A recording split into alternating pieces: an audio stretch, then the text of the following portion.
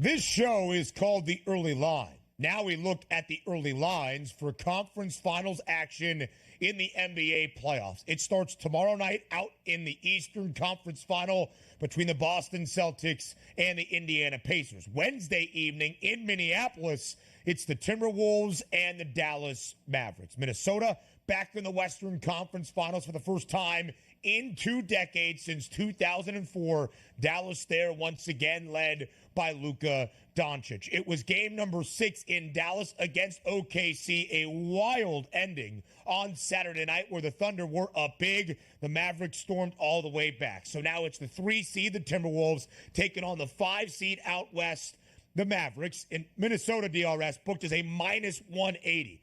Minus 180 outright favorite to win the West and advance to the NBA Finals. You can see how close it looks from the outright perspective, the series spread perspective for Minnesota to win this series in 6 games or fewer. That's what the series spread is indicating. Laying a game and a half, it's plus 118 for Dallas, either to win the series or get it to 7 is what is the more likely scenario based on the juice. Plus 1.5 games at minus 144. Donnie, I am kicking myself on this Monday morning. Yesterday, getting ready for this show. Before Game 7 last night at altitude, I had the Nuggets to win the West. I had the Nuggets to win the series. So I did have a little bit of a hedge out option on the Timberwolves as a 4.5-point dog entering Game 7 last night in Denver. What I failed to do, and I'm mad at myself for it, Minnesota had the longest of the 3 teams still remaining in the Western Conference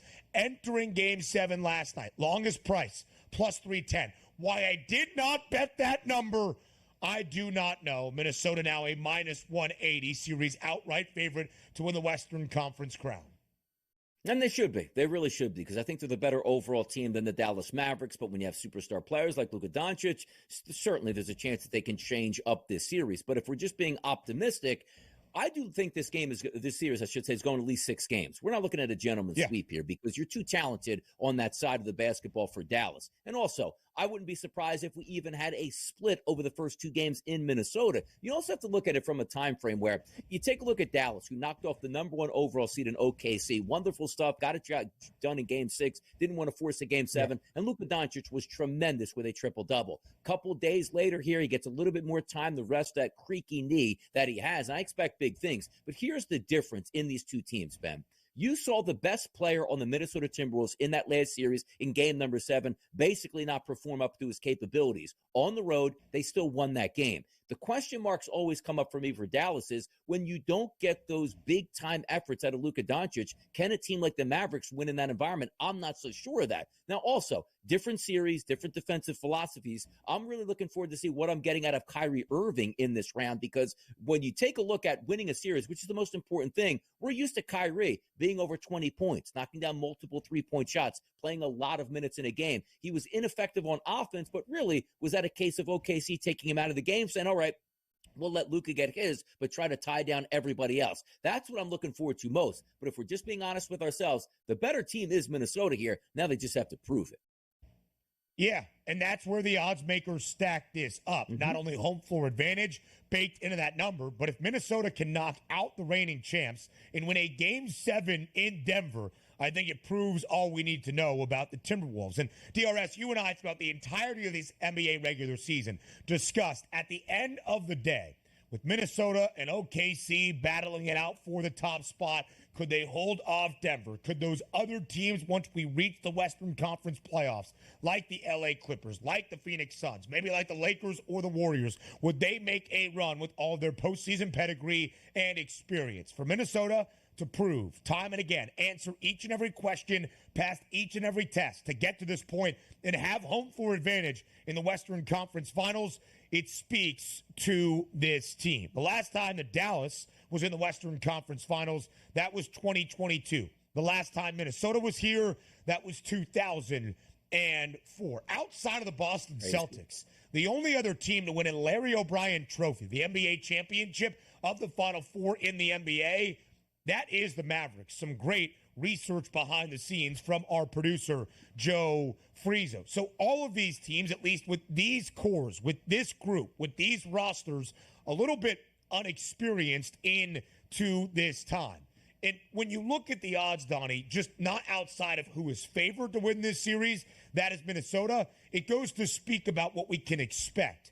The shortest number for this series to end is 6 games at 2-1 in the series total games market. But 5 and 7 are the same price at plus 220. Take it one step further. Shortest price in the series correct score. That means the team to win the series and in how many games they get it done. It's Minnesota in 7, 4 games to 3 at a 4-1 price. 4-1, relatively long, as we'll compare it to the Eastern Conference in just a moment. Second best number is Dallas in 6 at plus 470. The odds makers, frankly, don't really have that much of a clear clue of who wins this series. That would be Minnesota. But how long it goes, I think it's at least 6 games. But at the end of the day, I think the Timberwolves win the West.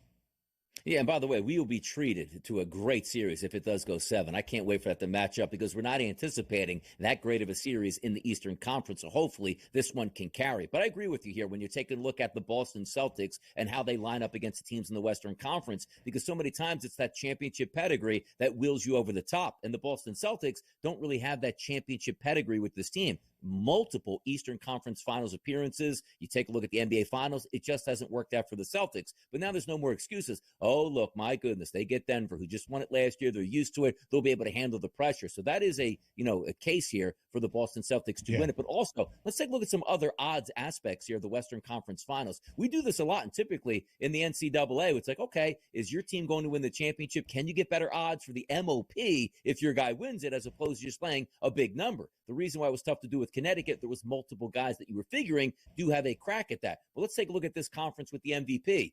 Anthony Edwards, minus 150 price. Luka Doncic, plus 165. You take a look at the prices. Minus 180 is a favorite for the Timberwolves, plus 146 here for the Dallas Mavericks. To me, it seems easy. If you are going to win this series, even though in game number 7 it didn't work out where Anthony Edwards had a great game, it's going to be Anthony Edwards that's going to lead this team if they win it. Same thing with Luka Doncic. In what world would it be where Kyrie Irving at a 16-1 price is the better player over, let's just say, a 7-game series? So I always think those prices are intriguing. Anthony Edwards, Luka Doncic, I think you have some value if you just bet the conference finals MVP as opposed to just who's going to win the series itself. I mean, those odds mirror exactly the series outright prices. Minus 180 for Minnesota. Their star is Anthony Edwards. It's minus 150. Dallas to win the series outright is plus 146. Luka is 19 cents difference in his own individual aspect at plus 165. It is a narrative award at the end of the day. Even if P.J. Washington has a better few games in there, or Kyrie Irving has a better game 4 than Luka Doncic, it does not matter. If Dallas wins based on the narrative, Luka is going to be the reason that Dallas got to the finish line. Same story for the Ant-Man on the other side. Narratives win out. In game number 1, I'm very intrigued to see how this plays out because Minnesota has home floor advantage. Minus 4.4-point favorite for game number 1. Total of 206.5. A couple of strong trends entering this series. The Mavs have been booked as an underdog 4 times in this postseason. 3-1 straight up and against the spread. Minnesota, in all 4 victories in their second round series against Denver, total stayed under. Again, I know we have those game 1 odds. 4-point spread in favor of the Timberwolves, 206.5. Is that over-under for the opening game? Donnie, if I think Minnesota holds serve on their home floor, I lean under for game number 1. Yeah, you're probably right on that. And also, the chances here, you had the Dallas Mavericks with a little bit extra rest, but also didn't have to go game number 7. Is that game number 7 going to be a carryover or sort of a letdown at this point for Minnesota? Like, okay, we just beat the champions. Now it's on to the next one. Maybe Dallas can steal a game early in that series.